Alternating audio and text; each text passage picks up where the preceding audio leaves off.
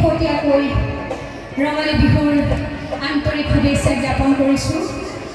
মোৰ পৰিচালনাৰে মোৰ নৃত্য একাডেমী, ডান্স ফিউজন ষ্টুডিঅ' লগতে মোৰ কৰ্মীসকলৰ নৃত্য গ্ৰুপ ফিউজনেল ডান্স গ্ৰুপৰ আজি আমাৰ অনুষ্ঠানৰ কেনেকুৱা পালে?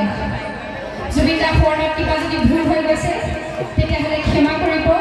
যদি আমি কিবা এটা কৰিবলৈ চেষ্টা কৰিছোঁ অসমখনৰ বাবে জুবিন দাক স্মৃতি হিচাপে লৈ, তেনেহ'লে এজন জোৰেৰে মোক এবাৰ হাত চালি এটা দিয়ক। এয়া আমাৰ কাৰণে বহুত ডাঙৰ আশীৰ্বাদ। যিহেতু মোৰ প্ৰত্যেক বছৰে মই এখন মঞ্চত বিচাৰ কৰা অসমত প্ৰত্যেক বছৰে মই আহোঁ বুলি আপোনালোকে সকলোৱে প্ৰায় দেখে, কিন্তু ইয়াৰ যোৱাবাৰ তাৰ আগৰ পৰা আজি দুবছৰ আগত ইয়াত সাংস্কৃতিক অনুষ্ঠান কৰিছিলোঁ আৰু এইবাৰো আমাক সাংস্কৃতিক অনুষ্ঠানলৈ নিমন্ত্ৰণ কৰিলে। আৰু এইবাৰ যিহেতু মই অকণমান ব্যস্ততাৰ বাবে মই মোৰ নিজৰ ডান্স গ্ৰুপ কৰ্মীসকলক উলিওৱা নাছিলোঁ, তথাপি আমি দুই এটা অনুষ্ঠান কৰি আছিলোঁ। কিন্তু বিহু ছিজনত আমি যেনেকৈ ওলাওঁ সদায়, আমাৰ কোনো অনুশীলন নাছিলে। কিন্তু আমি জুবিন দাক ঢুকোৱাৰ পাছতে 2025ত আমি ডিচেম্বৰ নৱেম্বৰ মানত এটি ট্ৰেড ফেয়াৰত অনুষ্ঠান কৰিছিলোঁ আৰু সেই অনুষ্ঠানটোত আমাৰ জুবিন দাৰ ফোনত আমি মৃত্যুৰ যিটো অনুষ্ঠান কৰিছিলোঁ তেতিয়া সমূহ দৰ্শকে কান্দি গৈছিলে আৰু লগতে আমাক বহুখিনি আমি 10 মিলিয়নৰ ওপৰত আমি ভাইৰেল হৈ গৈছিলোঁ আৰু বহুত ঠাইৰ পৰা আমাক নিমন্ত্ৰণ জনাইছিলে বহুত জেগাত অনুষ্ঠান কৰিবলৈ, কিন্তু ব্যস্ততাৰ বাবে আমি যাব নোৱাৰিলোঁ আৰু কৰ্মীসকলক লৈ যাবলৈ অকণমান অসুবিধা হয়। তথাপিও মই আজি এই দাদাহঁতৰ কৰ্মকৰ্তাসকলৰ অনুৰোধত মোক কৈছে যে আপুনি আমাৰ ঘৰৰ সদস্য বুলিয়ে ভাবক, কিন্তু অনুষ্ঠানটো এবাৰ কৰক।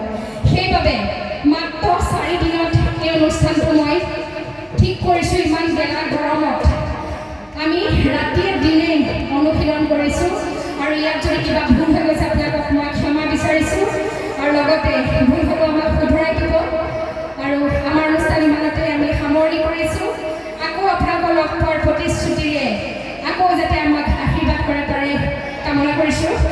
আৰু এইখিনিতে মই আৰু এটি কথা ক'ব বিচাৰিছোঁ, আপোনালোকে সকলোৱে যাতে জানে চাগে জুবিন দাৰ যিটো গীত মই নথকাৰ অনুভৱ, শুনিছেনে সকলোৱে? সেই গানটোৰ বেকগ্ৰাউণ্ডত থকা ব্যক্তি এজনক মই আজি লৈ আহিছোঁ মোৰ লগত। সেই গানটো যিজন মহান ব্যক্তিয়ে লিখিছিলে আৰু জুবিন দাদাই গাইছিলে, তেখেতে আজি মই মাতি আনিছোঁ মোৰ লগত অনুষ্ঠানটো চাবৰ কাৰণে। তেখেতক মই মঞ্চলৈকে মাতিম, আপোনালোকে এবাৰ তেওঁক শুভেচ্ছা প্ৰদান কৰিব বুলি আশা থাকিল। আৰ.এফ. আকাশ দা আমাৰ মাজত আছে, তেখেতে মোৰ অনুষ্ঠান চাবলৈ আহিছে আৰু তেখেত মোৰ দাদা হয় আৰু তেখেতক মই লৈ আহিছোঁ মই নথকাৰ অনুভৱ গীতটোৰ দাদাৰ তেওঁৰ পৰিচয় কৰাইছিলে আৰু এজনেই এয়া হৈছে আৰ.এফ. আকাশ দা আমাৰ যোৰহাটৰে। তেখেত কৰ্মব্যস্ততাৰ মাজতো আমাৰ অনুষ্ঠানৰ মাজত আহি পেলাই উপস্থিত হৈছে মোৰ অনুৰোধত। এয়া হৈছে আৰ.এফ. আকাশ দা, যিয়ে মই নথকাৰ অনুভৱ গীতটো দাদাই লিখিছিলে। দাদাক মই মাইক্ৰফোনটো আগবঢ়াই দিছোঁ। ধন্যবাদ। মই যিমান দেৰি পৰা এই অনুষ্ঠানটো উপভোগ কৰি আছিলোঁ, সিমান দেৰি পৰা মোৰ উশাহ বন্ধ হ'বলৈ বাকী আছিলে। মই নথকা অনুভৱ কেৱল গীত নহয়, অসমৰ আৱেগ অনুভূতি। মই 2004 চনৰ 24 নৱেম্বৰত দাদাক লগ পাইছিলোঁ। তেতিয়া মই অনাথ আছিলোঁ। তেতিয়াই মই দাদাক 10টা বজাৰ পৰা 4টা বজালৈকে 20টা গান গোৱা দেখিছিলোঁ আৰু সেই মুহূৰ্ততে মই দাদাক ডাবিং ৰুমলৈ কেৱল চাই আছিলোঁ। এনেকুৱা লাগিছিল এজন ভগৱানে স্বৰ্গৰ পৰা কিছুমান ভইচ আমাৰলৈ পঠাই আছে আৰু আমি নিয়মে শুনি আছোঁ। মই তেওঁক তেতিয়াই ভগৱানৰ দৰে দেখা পাইছিলোঁ। আৰু যেতিয়া দাদা ডিব্ৰুগড় ইনচিডেণ্টত মই নিউজত পাইছিলোঁ, তেতিয়া মই ডিউটি কৰ্তব্যত ব্যস্ত আছিলোঁ। নিউজত পাই দেখিলোঁ মোৰ ভগৱান কেতিয়াও এনেকৈ যাব নোৱাৰে। মোৰ ভগৱানৰ কাৰণে মই এতিয়ালৈকে সৃষ্টিয়ে কৰা নাই। গতিকে সেই অনুভৱেৰে সেই ৰাতিয়ে মই নথকা অনুভৱ গীতটো ৰচনা কৰিছিলোঁ। কথা সুৰ কৰি মই দাদাৰ ওচৰলৈ লৈ গৈছিলোঁ। বহুতে মোক কৈছিলে দাদাই গীতটো গাব জানে। মোৰ ভগৱান মোৰ পুত্ৰী তেওঁ গাব।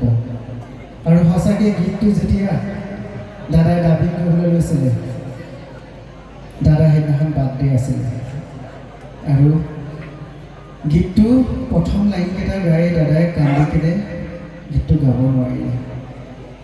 প্ৰথমতে ধৰিব পৰা নাছিলে দাদাই। মোক কৈছিলে পোৱালিটো কি দুখ হৈছে দাদা, মোৰ দুখ হৈছে মই প্ৰকাশ কৰিব নোৱাৰোঁ। মই কেনেকৈ কওঁ এই গীতটো তোমাৰ বাবে, কিন্তু সেইদিনাখন গোৱা নহ'ল। 21 তাৰিখে দাদাই গীতটো ডাবিং কৰি মোলৈ ৰাতি 12:30 বজাত ফোন কৰিছে, পোৱালি গীতটো গালোঁ। বাবলুৰ ওচৰত আছে, মোক বহুত কন্দুৱাই দিয়ে। বহুত আচৰিত কথা মোৰ বিষয়ে যে গম পালে। এই গীতটো এতিয়া কোনো নলয়, এই গীতটোৰ বিষয়ে এতিয়া কোনো বুজি নলয়। বুজিব মই যিদিনাখন নাথাকিম সেইদিনাখন অনুভৱ কৰিব। আৰু সঁচাকৈ মই 2022 বৰ্ষতে গীতটো মুক্তি দিছিলোঁ। 2,26,000 মানুহে শুনিছিলে। তাৰ পাছতে দাদা গুচি যোৱাৰ পিছতেহে আজি দাদা মায়াবিনীৰ পিছতে ছেকেণ্ডটো গীত মই নথকা অনুভৱ। গতিকে মই যোৰহাটৰে সন্তান, মই সদায় লুকাই থাকোঁ, মই পাব্লিচিটি কেতিয়াও নিবিচাৰোঁ। কিন্তু আজি মোক লাভলী ভণ্টিয়ে মাতিলে যে মোৰ অনুষ্ঠানটো আপুনি উপভোগ কৰিবলৈ আহিলোঁ, ভাল লাগিল। মই আজি এইখন মঞ্চতে কথা দিছোঁ আৰু এই মঞ্চৰ কৰ্মকৰ্তাক মই ধন্যবাদ দিছোঁ। ইমান সুন্দৰ এটা অনুষ্ঠান মই কথা দিছোঁ। মোৰ আগন্তুক আহিব লগা এটা সুন্দৰ প্ৰজেক্টৰ কাৰণে, এই প্ৰজেক্টটোত আপোনালোকে দেখিবলৈ পাব, মই আজিয়ে কথা দি গৈছোঁ, লাভলী কলিতাৰ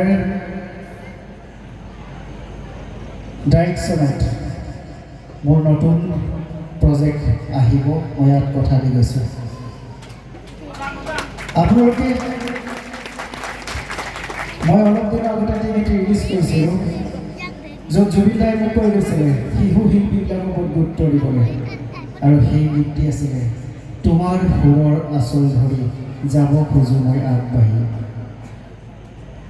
এই গীতটো আপোনালোকে শুনিছেনে? মই নিজে অভিনয় কৰিছোঁ জুবিন দাৰ ক্ষেত্ৰত, আৰু ক্লাছ 9ৰ ছোৱালীজনী গাইছে অভিলেখা দত্ত। তাৰপিছতে আমি অসমীয়া জুবিন যুগৰ। গতিকে ভাল লাগিল। এইটো এটা মই বিৰাট ডাঙৰ স্মৃতি আপোনালোকৰ মাজত সাক্ষী হৈ আহিব। সকলোৱে আশীৰ্বাদ কৰিব এইদৰে যাতে মই আৰু সৃষ্টি কৰিব পাৰোঁ, আৰু এই কণ ভাইটি ভণ্টি সকলোকে যাতে আশীৰ্বাদ কৰিব লগতে লাভলী কলিতাক। Thank you. জয় জুবিন দা। ধন্যবাদ। সেৱা নিবেদিছোঁ। জুবিন দা অমৰ হওক। ধন্যবাদ। আমাৰ অনুষ্ঠান ইমানতে আমি সামৰণি কৰিছোঁ। আমাক বিদায় দিওঁতে হাত চাপৰি নিদিয়ে নেকি? ধন্যবাদ। আকৌ লগ পাম।